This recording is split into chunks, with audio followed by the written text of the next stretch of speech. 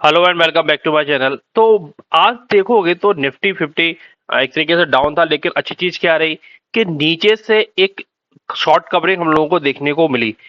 हुआ क्या था कि आज अमेरिकन मार्केट डाउन थे कल के दिन, तो आज यहाँ पर गैप डाउन ओपन हुआ, अच्छा खासा गैप डाउन था। और उसके बाद क्या हुआ, उसके बाद देखोगे तो वहां से एक शॉर्ट कवरिंग देखने को मिली। हालांकि कभी भी निफ्टी आज अपने ग्रीन लाइन में देखने को नहीं मिला पूरे दिन। अपने देखा जाए तो प्रीवियस जो हाई था, मतलब जो पिछले दिन का जो क्लोजिंग थी, उसके नीचे ही ट्रेड आज दिन भर करता रहा। बस एक शॉर्ट कवरिंग हो गई और फिर दिन भर उसी रेंज में काम करता रहा। स्मॉल कैप मिड कैप में जरूर हरकत थी, बैंक निफ्टी में भी थोड़ी सी हरकत देखने को मिली, बैंक निफ्टी इवन पॉजिटिव था। तो सीधे चलेंगे सारी चीजों पे कि एक बार फिर से डेली एनालिसिस करते हैं कि Nifty 50, bank Nifty, small cap, सभी चीजों में क्या देखने को मिल रहा है, रुपए की क्या हालत है, क्रूड ऑयल की क्या हाल है, क्योंकि ये सारे फैक्टर बहुत मैटर करते हैं। तो सबसे पहले देख लेते हैं थोड़ा सा हम लोग अच्छी चीज क्या देखने को मिल रही है। सबसे अच्छी चीज है तो जो डॉलर इंडेक्स है, जो 108 109 के पास में था, अब वो गिर करके 106 रुपए के 106 पॉइंट के नीचे देखने को मिल रहा है। अच्छी चीज है काफी, और आज गिरावट देखने को मिल रही है। और अगर ये एक बार 103 के नीचे आना स्टार्ट हो जाता है तो इंडियन मार्केट में के लिए, और स्पेशली देखा जाए तो जो मेटल के सेक्टर है उसके लिए एक अच्छा पॉजिटिव साइन यहाँ पर देखने को मिलेगा। क्योंकि जब भी डॉलर इंडेक्स 102 के नीचे आना स्टार्ट हो जाता है, तब मेटल सेक्टर के लिए काफी पॉजिटिव रहता है। अगर देखोगे अच्छी चीज क्या है कि जो क्रूड ऑयल है वो भी देखोगे 67 के आप 67.5 के आसपास देखने को मिल रहा है। तो ये डेफिनेटली ये भी काफी पॉजिटिव। और आज आपने देखा होगा कि ओएमसी कंपनियां थी, उनमें काफी पॉजिटिव साइन देखने को मिल रहे थे।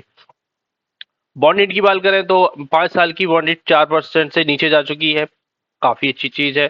स्पेशली अमेरिका के मार्केट के लिए तो नहीं, इंडियन मार्केट के लिए काफी पॉजिटिव है। क्योंकि अगर बॉन्ड मार्केट से पैसा निकलेगा तो कहाँ आएगा, ऑब्वियस सी बात है, फिर ये सेकेंडरी मार्केट में ही देखने को हम लोगों को मिलेगा। तो ये तो हो गई कुछ पॉजिटिव सी बात है।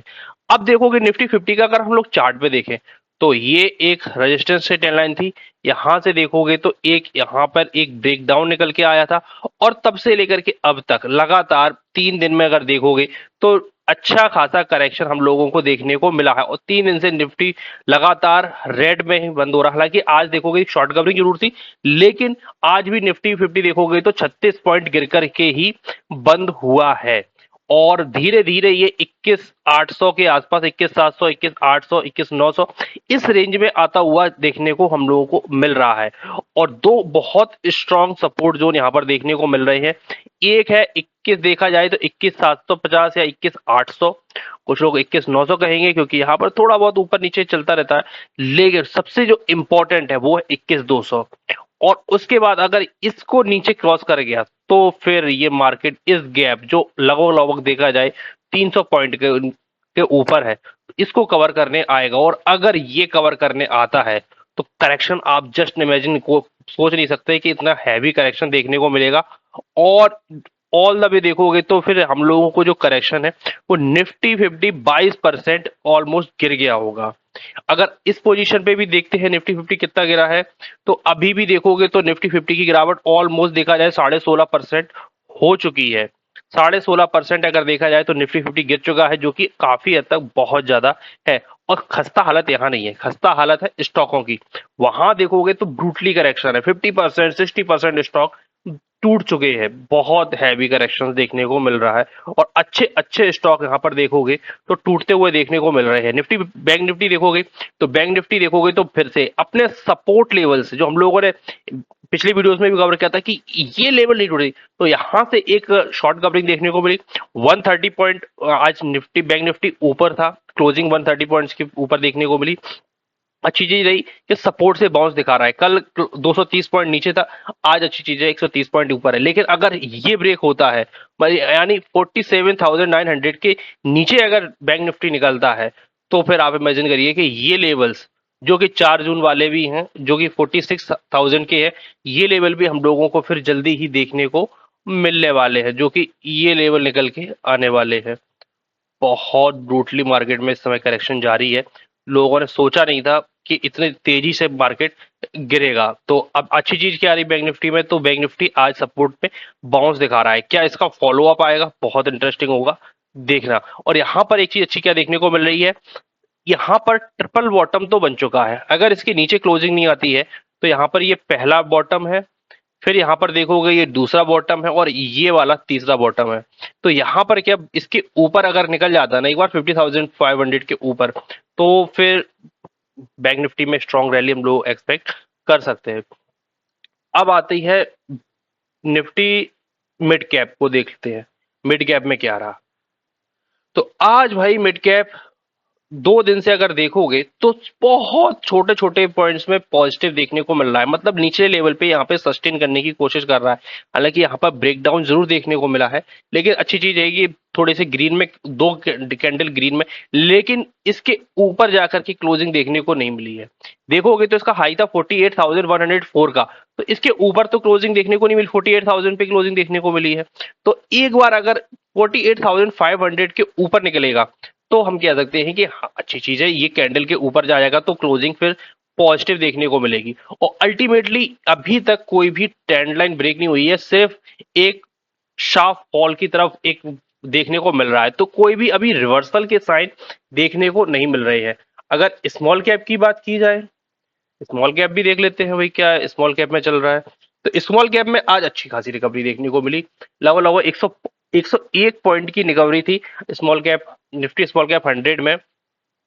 और इसके लिए भी वही चीजें हैं, देखिए 15,000 का लेवल ब्रेक किया था, उसके बाद में देखोगे तो नीचे गए 14,000 के पास में गए, 14,299 का इसमें लो लगाया आई थिंक, 299 का, हाँ। तो अब 14,000 के पास में भी बहुत स्ट्रॉन्ग, 14,200 के पास में भी बहुत स्ट्रॉन्ग सपोर्ट है। तो अभी कोई भी पोजीशंस अभी भी देखने को नहीं मिले, क्योंकि यहां पर भी एक ब्रेकडाउन था। और अगर स्मॉल कैप में देखा जाए जो रिटेलर का सबसे फेवरेट रहता है, तो अभी तक एक भी जो हाई है वो प्रोटेक्ट, अगर मैं इस ट्रेंड लाइन को अगर हटा देता हूं और इसको भी हटा देता हूं, तो यहां पर एक चीज देखोगे तो पहला तो ये ऑल टाइम हाई का ये पूरा हाई प्रोटेक्टेड है। फिर देखोगे तो इसने ये वाला हाई लगाया, ये भी प्रोटेक्टेड है, ये वाला भी हाई प्रोटेक्टेड है, ये वाला भी। और रिसेंटली देखोगे तो इसने ये हाई लगाया, ये भी अभी तक प्रोटेक्टेड है। तो जब तक कोई प्रीवियस हाई को ऊपर जाकर के सस्टेन नहीं करता है, स्मॉल कैप हो, मिड कैप हो, निफ्टी हो, सभी के सभी इस समय डाउन ट्रेंड में है। और इवन जो स्टॉक्स भी है, जब तक अपने प्रीवियस हाई के ऊपर जाकर के क्लोजिंग नहीं दिखाते हैं, तब तक उनमें वीकनेस है। तो कोई भी अभी जो ऊपरी लेवल पे आता है तो वो बेचने के लिए ही आएगा, अगर मतलब इसको बोलते हैं सेल ऑन राइज। जब भी कोई राइज करेगा तो हमेशा वो बेचने के लिए ही देखने को मिलेगा। यहाँ पर एक चीज, अच्छी चीज क्या देखने को मिल रही है, थोड़ा सा यहाँ पर सपोर्ट के पास में देखने को मिल रहा है, थोड़ी सी कह सकते हैं शॉर्ट कवरिंग है, या जो डाउन ट्रेंड चैनल है उसमें थोड़ा सा हम लोग और पॉजिटिव देखेंगे तो वापस से।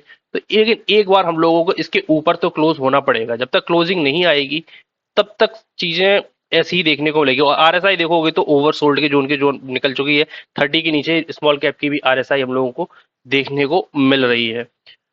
और अगर हम लोग क्रूड ऑयल की बात करें तो क्रूड ऑयल हमने देख लिया, एक बार हम लोग इंडियन रुपीस को और देख लेते हैं, इंडियन रुपीस में क्या चल रहा है। इंडियन रुपीस की भी हालत कोई अच्छी नहीं है, बहुत पिटाई हुई है इंडियन रुपीस की भी।